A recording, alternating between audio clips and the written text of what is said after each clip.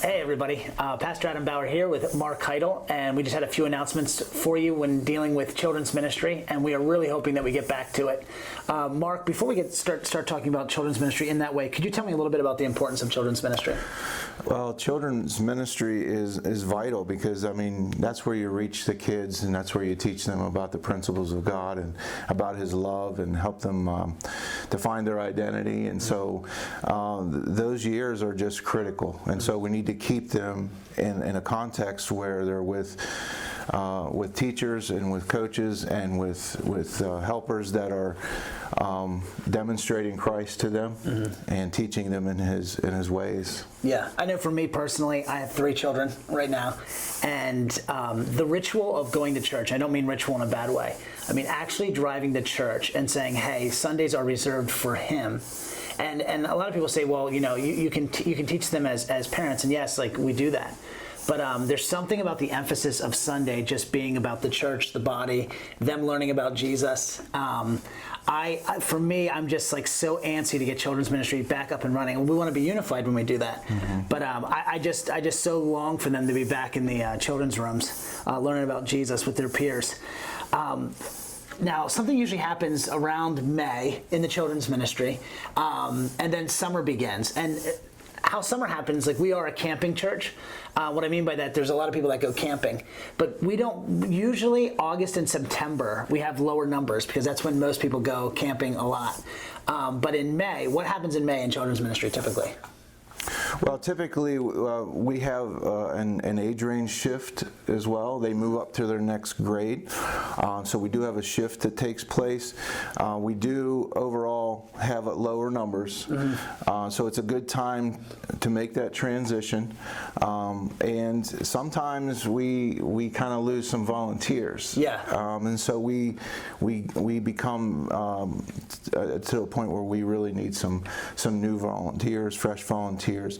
And so, you know, instead of appointing people, what I like to do is just, you know, I pray about it and I ask God to tap people on the shoulder. And, you know, when we are spending our time with God and we're hearing from God, then we're going to get that tap. And so I want to provide opportunity for people who are hearing from God to step into ministry, particularly the children's ministry. I want to have an opportunity for you to have a place to step, whether it's a teaching position, whether it's a coaching role or a helping role. We need you. We need those people in the ministry. Back to what you were saying earlier about the importance of Sundays, one of the things that's echoing in my mind right now is just how important modeling to our kids is, and what we do matters. Yeah. You know, and so if we make Sundays important, then it'll be important to them. Yeah. So if we make volunteering important, then as they get older, in fact, we have kids volunteering. It'll become important to them. Yeah, yeah, and for me, I fall into the camp of not being casual about Sundays. I'm pretty militant when it comes to the kids. Like unless like they're dying, they're coming to church with me because again, it's like I don't want them to have some casual faith. I want them to see that it's important to me. Right. You know, and so going this long without children's ministry is every Sunday without the kids kind of being in the hallways like running around. I'm just like I just want them back so bad. You know.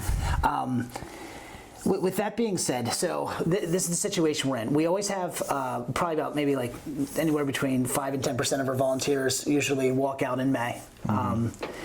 We don't have everybody back yet. And then also on top of that, if everybody's not back, it's very hard to tap people on the shoulder. You know what I mean? You have the coronavirus, and we have about 50% of our volunteers are ready to come back, and 50% aren't. We totally understand, and we really want to move forward in unity. That's why we're not operating at 50%. Right. Because how many years did it take to build the children's ministry where it's at now?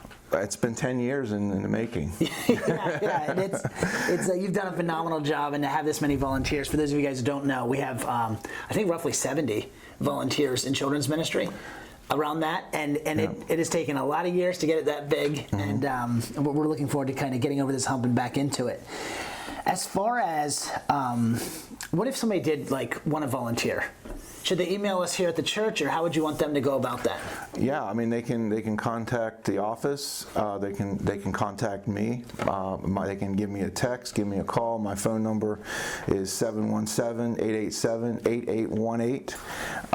I would be happy to hear from you. We do have a process. We want to keep it safe for the kids, so there are record checks that we need you to get, and they are free to go through that process, but we just want to assure the safety of our kids,